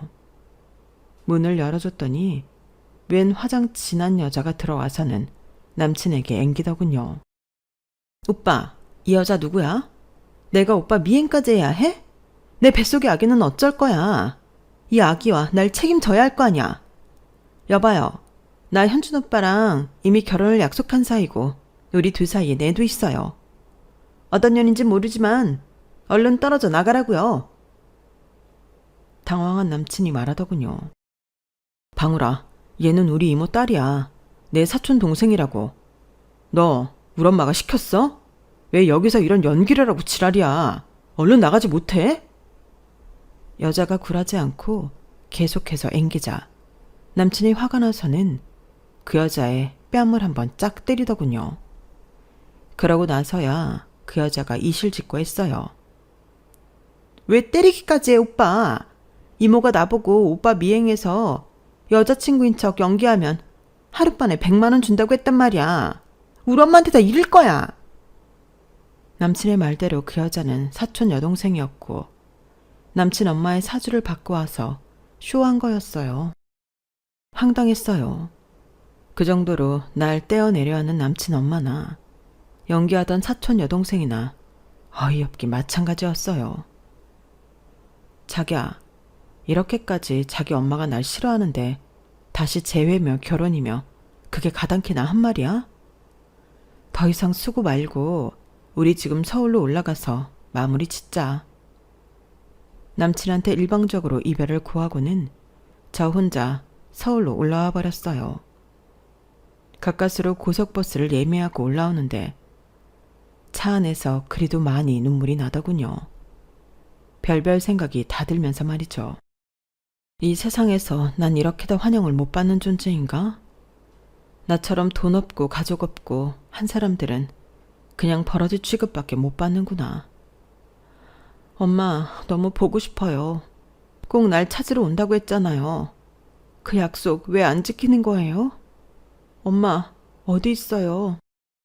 남친과 헤어지고 다음날 다시 일터로 나가 그림을 그리고 있는데 웬 심술궂어 보이는 아줌마가 씩씩거리며 와서는 다짜고짜 내 머리채를 쥐어잡더군요. 야 이년아, 너 아직도 내 아들과 만나는 거냐? 내 귀한 약사 아들을 니까지가 왜 힘들게 하는 거야? 우리가 집만 백채 소유한 체벌인데 너 같은 거지를 며느리로 들일 순 없다. 너 우리 집 재산 보고 덤비는 거지? 내 인연 잘 만났다. 오늘 한번 단판을 짓자. 저도 더 이상 참을 수 없었어요. 일터에서 잘릴 각오하고 덤벼들었죠. 뭐? 아줌마, 내가 헤어지자는데 당신 아들이 자꾸 쫓아오고 지랄하는 걸 나보고 어쩌란 거야. 당신 아들 단속이나 잘해. 당신네 집이 100채건 1000채건 무슨 상관이야. 돈이면 단줄 하나. 내가 당신처럼 돈에 환장한 사람으로 보여? 자꾸 욕하고 때리고 하면 내가 무너질 것 같아? 내가 나이는 어려도 산전수전 공준전까지 다 겪은 사람이야. 남의 일터에 와서 왜 지랄이야? 그렇게 육탄전을 벌였고 경찰이 와서야 잠잠해졌죠. 경찰은 CCTV를 보고 남친 엄마가 날 먼저 때리며 욕했다는 걸 확인했어요. 그래도 같이 치고받았으니 합의를 하라고 하더군요. 어떻게 소식을 알았는지 남친이 경찰서에 달려와서 내게 무릎을 꿇었어요. 방울아, 정말 미안해. 널 붙잡은 건 다 내 잘못이야. 우리 엄마가 한 짓 다 용서해줘. 내가 뭐 잘못한 게 있다고 이런 취급을 받아야 해? 내가 당신한테 먼저 꼬리친 적 있어? 돈 없고 백 없으면 이런 취급 받아야 하는 거야? 다시는 나한테 연락하지 마. 그렇게 만인 앞에서 완전히 우리의 이별을 못 받고는 집으로 왔어요. 분을 삭히다 못해 몸살이 날 정도로 몇 날 며칠을 아파서 누워있었죠. 누워서 핸드폰으로 유튜브를 보는데 사건 사고 고발하는 채널에서 익숙한 상판태기가 보이더군요. 바로 남친 엄마와 남친이었어요. 빌라왕? 자금도 없는 사람들이 빌라 100채를 갭으로 사들여 보증금도 돌려주지 않은 채 세입자들에게 막대한 피해를 끼치고 있다는 내용이었어요. 그런 놈들이 한 명이 아니더군요. 공중파 TV 같으면 가해자 얼굴까지 노출되진 않았을 텐데 유튜브에서는 그들의 얼굴선은 나오더군요. 신상과 함께 말이죠. 그 엄마의 머리로 혼자 생각해낸 사기가 아니라 남친이 계획한 수작이었어요. 착하고 똑똑한 줄로만 알았던 남친이 순 사기꾼이었던 거죠. 집 100채 있다고 돈 자랑하며 나에게 모욕 줬던 남친 엄마는 순 깡통집 100채를 갖고 있던 거였어요. 그것도 돈 없는 세입자들에게 큰 피해를 끼치면서까지 말이죠. 얼마 뒤 남친에게서 연락이 오더군요. 역시나 엉엉 울면서 말이죠. 나랑 우리 엄마 어떻게 방울아? 갭 투자가 대체 뭐가 잘못이란 말이야. 난 정당하게 투자한 건데 경찰에선 우리 보고 사기꾼 모자래. 당장 잡혀가게 생겼다고. 야 이 새끼야, 울지 말고 잘 들어. 돈 없이 하는 게 투자냐? 보증금 돌려줄 자산도 없으면서 집은 왜 그렇게 많이 사들여? 보아하니 공인중개사랑 짜고 한 것 같은데 나쁜 짓 하는 놈들은 싹 다 감옥에 가야 해. 끊어. 순 사기꾼이었던 남친한테 욕 한 바가지 해주고 끊어버리니 속이 다 시원하더군요.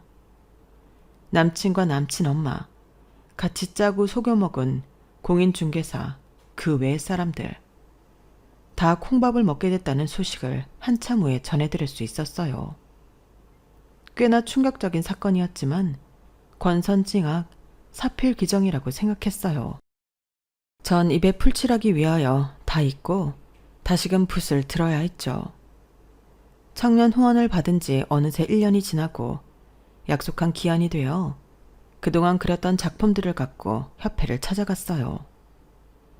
저의 그림들은 주로 엄마 사진을 모티브로 한 인물화였어요.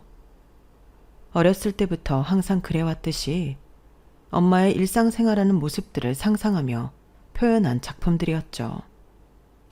이젠 엄마의 얼굴을 안 본 지 너무 오래되었기에 사진 한 장만으로 그 움직임을 상상해서 그려야만 했어요. 한 장 한 장 그림을 완성할 때마다 엄마에 대한 그리움은 뭉게뭉게 더 커져만 갔죠. 그런데 제 그림을 보신 협회 관계자분께서 깜짝 놀라며 말씀하시더군요. 아니 김방울 씨, 언제 후원자분 만난 적 있나요? 후원자분 얼굴을 어떻게 알고 이렇게 정성스레 표현했나요? 사업차 워낙 바쁘신 분이라 본인이 후원해 주시는 청년 화가분들하고 대면 한번 못 해봤다고 하시던데. 곧 오실 거니까 이따 한번 만나보시죠. 네? 후원자분이요? 아, 전 얼굴도 모르고 성함도 모르는 분인데 후원자분 얼굴하고 많이 닮았나요? 이 인물들은 다 저희 엄마 사진 보고 그린 거예요. 그때 저쪽에서 또각또각 구둣소리를 내며 어떤 여성분이 이쪽으로 오셨어요. 황성춘 회장님, 저분이 1년간 청년들 후원해 주신 분이니까 가서 인사드려요. 협회 관계자분의 안내에 따라 날 지난 1년간 후원해 주셨다는 분께 인사드리러 갔는데 진짜 깜짝 놀라서 그 자리에 주저앉을 뻔했어요. 바로 사진 속 내 엄마와 똑같이 생기셨더군요. 저도 모르게 엄마 라는 말을 내뱉었죠. 엄마라는 말을 들은 그 여성분의 대답이 더 놀라웠어요. 너 방울이니? 우리 방울이 어릴 적 모습이랑 똑같이 생겼는데? 너 방울이 맞아? 내 딸 맞는 거야? 네 엄마, 저 김방울 맞아요. 우리 엄마 맞는 거죠? 자, 엄마 사진 보세요. 내가 평생 품고 있던 거예요. 엄마. 전 엄마 사진을 꺼내 보여주었고 엄마는 날 꼭 껴안으며 펑펑 우셨어요. 우리 딸 어디에 있었니?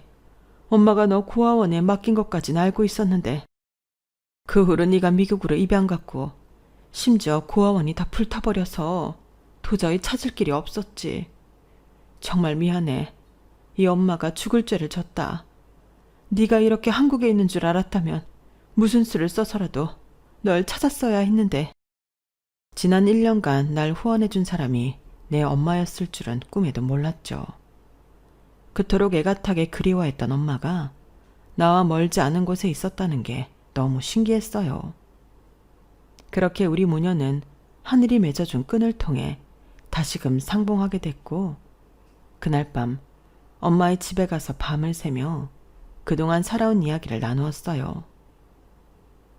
엄마는 널 버리고 온 죄책감에 그 후로 재혼하지 않고 아이도 안 낳고 완전히 혼자 지내고 있었어. 엄마의 생활이 조금 안정된 후에 널 찾으려고 백방으로 노력했는데 도저히 찾을 방법이 없더구나. 돈을 좀 벌고 나서는 그 돈으로 사설 탐정도 써보고 광고도 내고 현수막도 걸고 별짓을 다 해봤지만 연락은 없었지. 반쯤 포기하고 있었는데 딱 널 만났구나. 세상에 이런 일이 있다니. 엄마는 다행히 성공한 사업가가 되어 있었어요. 너무 신기하게도 미술용품들을 제작하여 주로 외국에 수출하는 사업이라 하더군요. 제가 그림의 소질을 보였던 건 엄마의 피를 물려받은 게 확실했어요. 엄마가 어렸을 때 우리 방울이 얼굴도 그려주고 그랬던 거 기억 안 나지? 워낙 어려서 아마 기억 못할 거야. 술 취한 너희 아빠한테 구박당하고 서러울 때면 그림 그리는 걸 통해서 내 한을 좀 풀고 그랬던 것 같아. 네가 그림 그리기를 좋아하는 엄마를 꼭 닮았나 봐. 엄마는 이제 우리 방울이 뿐이야. 앞으로 더 열심히 살아야 할 원동력을 찾았어. 엄마가 최대한 밀어줄 테니 못했던 그림 공부도 하고 네가 원하는 거 다 해도 좋아. 이 세상은 넓으니 마음껏 날개 펼치고 살아. 능력 있는 엄마의 전폭적인 지원 덕분에 전 지금 프랑스 유학을 준비 중이에요. 미국으로 유학 갈 생각도 해봤지만 어릴 적 심장에 작은 구멍이 있다는 이유로 난리친 미국인 양부모들이 있는 나라에 다시 가고 싶진 않더군요. 예술의 나라 프랑스에서 마음껏 공부하며 제 예술 세계를 펼쳐보려 합니다. 사람 팔자 참 뒤웅박 팔자죠. 한치 앞을 몰라서 재밌는 게 바로 우리 인생인 것 같아요. 모든 게 다 정해져 있고 뻔히 다 알 수 있다면 얼마나 재미없고 지루하겠어요. 삶의 불확실성 속에서 소소한 행복을 찾아가는 게 현명한 선택인 것 같아요. 그러다 보면 저처럼 하늘에서 행운이 뚝 떨어질 수도 있잖아요. 제 이야기를 끝까지 경청해 주신 사연살롱 여러분들께 저의 큰 행운의 기운을 드립니다. 모두들 복 받으시길 바랍니다. 여러분, 사연 댓글에 응원과 현명한 조언 부탁드려요. 좋아요와 구독은 저에게 큰 힘이 됩니다. 오늘도 좋은 일 가득하세요.